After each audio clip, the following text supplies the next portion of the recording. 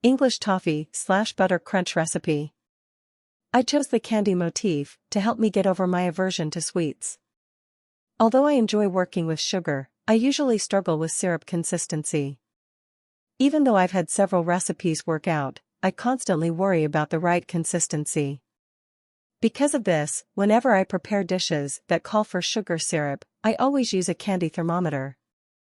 However, because I am aware of the string consistency of syrups, I have never used them in Indian sweets. In order to produce a genuine candy or toffee this week, I needed to use sugar syrup as the basis.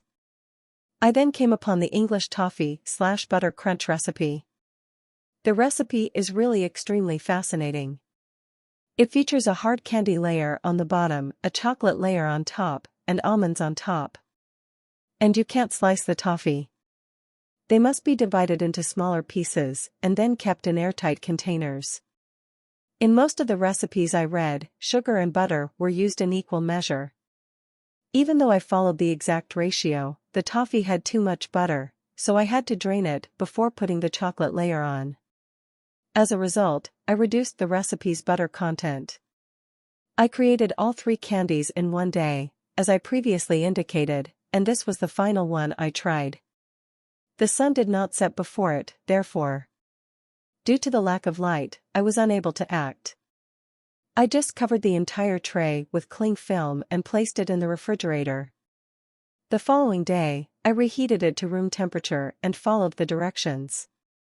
Another recipe I came across was for almond butter crunch, which also used roasted, chopped almonds in the toffee layer. They were excellent, but since I was committed to this recipe, I was unable to alter it. That recipe will be saved for later. Enjoy these English toffees for the moment. Ingredients: 100 grams of butter, 250 grams of sugar, 2 tablespoons of water, 1 teaspoon vanilla essence, chocolate, dark, 100 g, 1/4 cup roasted almonds.